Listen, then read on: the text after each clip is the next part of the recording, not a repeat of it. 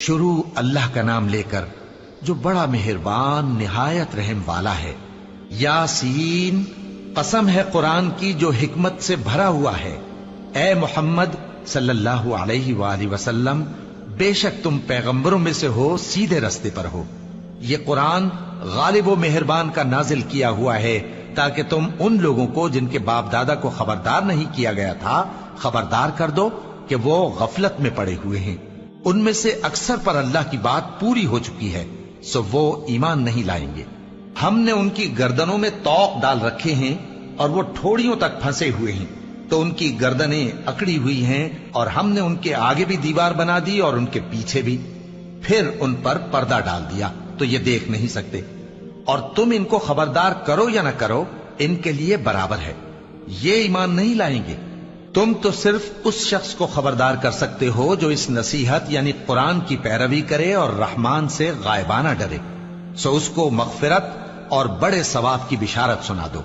بے شک ہم مردوں کو زندہ کریں گے، اور جو کچھ وہ آگے بھیج چکے اور جو ان کے نشان پیچھے رہ گئے ہم ان کو قلم بند کر لیتے ہیں، اور ہر چیز کو ہم نے کتاب روشن یعنی لوح محفوظ میں لکھ رکھا ہے۔ اور ان سے گاؤں والوں کا قصہ بیان کرو جب ان کے پاس پیغمبر آئے، یعنی جب ہم نے ان کی طرف 2 پیغمبر بھیجے تو انہوں نے ان کو جھٹلایا، پھر ہم نے تیسرے سے تقویت دی تو انہوں نے کہا کہ ہم تمہاری طرف پیغمبر ہو کر آئے ہیں۔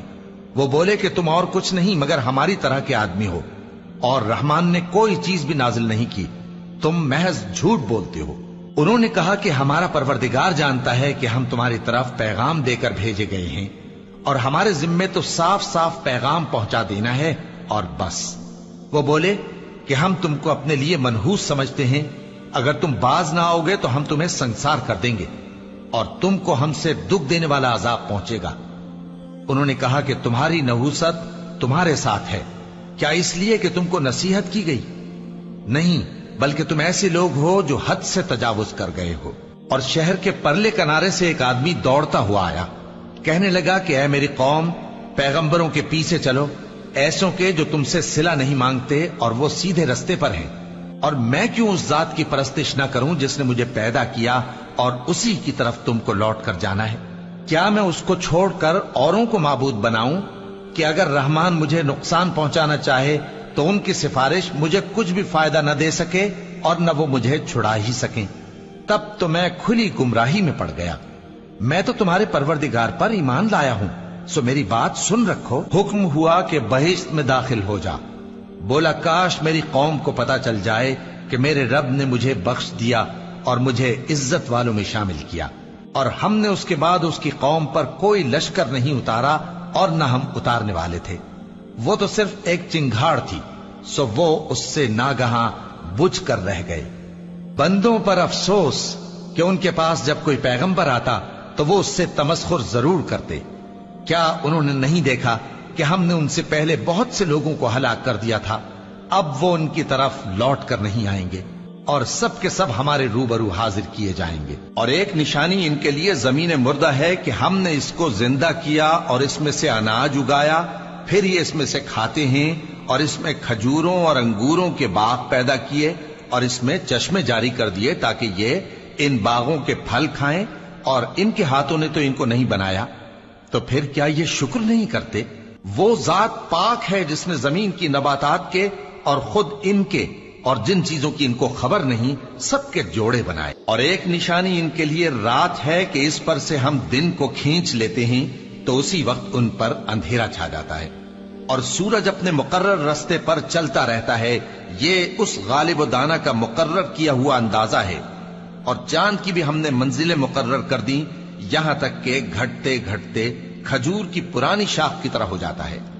نہ تو سورج ہی سے یہ ہو سکتا ہے کہ چاند کو جا پکڑے، اور نہ رات ہی دن سے پہلے آ سکتی ہے، اور سب اپنے اپنے مدار میں تیر رہے ہیں۔ اور ایک نشانی ان کے لیے یہ ہے کہ ہم نے ان کی اولاد کو بھری ہوئی کشتی میں سوار کیا، اور ان کے لیے ویسی ہی اور چیزیں پیدا کی جن پر یہ سوار ہوتے ہیں، اور اگر ہم چاہیں تو ان کو غرق کر دیں، پھر نہ تو ان کا کوئی فریاد رس ہو اور نہ ان کو رہائی ملے، مگر یہ ہماری رحمت اور ایک مدت تک کے فائدے ہیں۔ اور جب ان سے کہا جاتا ہے کہ جو تمہارے آگے اور جو تمہارے پیچھے ہے اس سے ڈرو تاکہ تم پر رحم کیا جائے، اور ان کے پاس ان کے پروردگار کی طرف سے کوئی نشانی نہیں آتی مگر اس سے منہ پھیر لیتے ہیں۔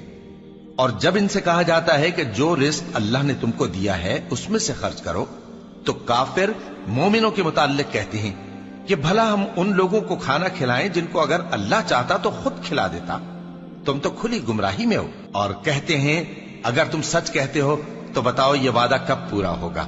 یہ تو ایک چنگھاڑ ہی کے منتظر ہیں جو ان کو اس حال میں کہ باہم جھگڑ رہے ہوں گے آ پکڑے گی، پھر نہ تو یہ وصیت ہی کر سکیں گے اور نہ اپنے گھر والوں میں واپس جا سکیں گے۔ اور جس وقت سور پھونکا جائے گا یہ قبروں سے نکل کر اپنے پروردگار کی طرف دوڑ پڑیں گے، کہیں گے ہائے بربادی، ہمیں ہماری خوابگاہوں سے کس نے جگہ اٹھایا۔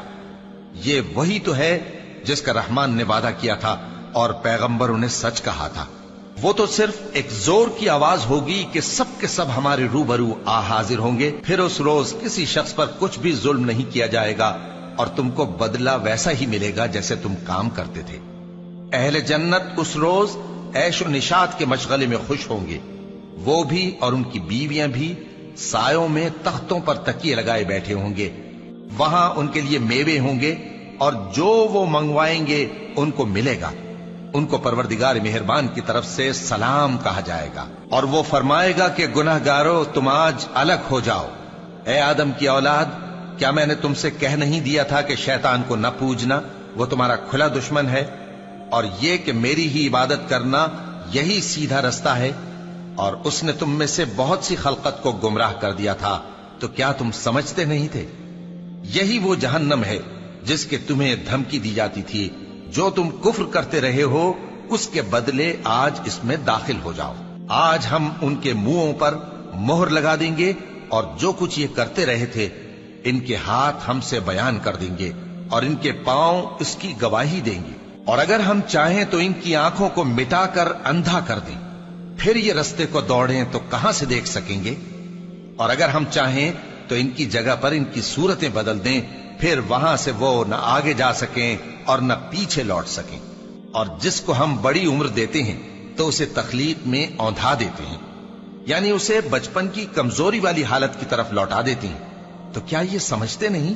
اور ہم نے ان کو یعنی اپنے پیغمبر صلی اللہ علیہ وآلہ وسلم کو شعر گوئی نہیں سکھائی اور نہ وہ ان کو شایع ہی ہے، یہ تو محض نصیحت ہے اور صاف صاف قرآن ہے، تاکہ اس شخص کو جو زندہ ہو خبردار کرے اور کافروں پر بات پوری ہو جائے۔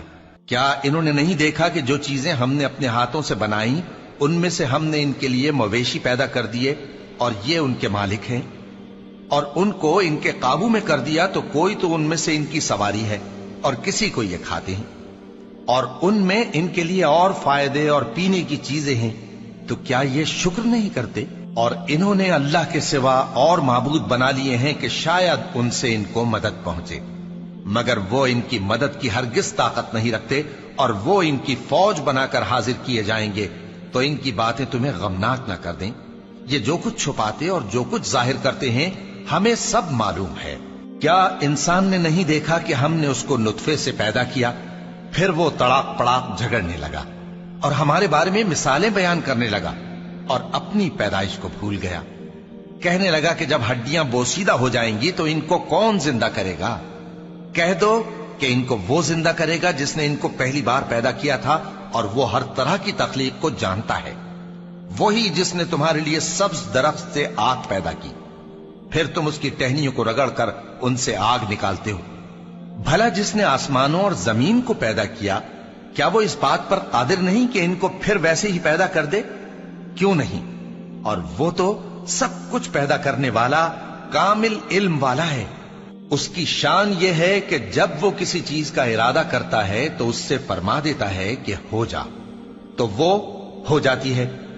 وہ ذات پاک ہے جس کے ہاتھ میں ہر چیز کی حکومت ہے، اور اسی کی طرف تم کو لوٹ کر جانا ہے۔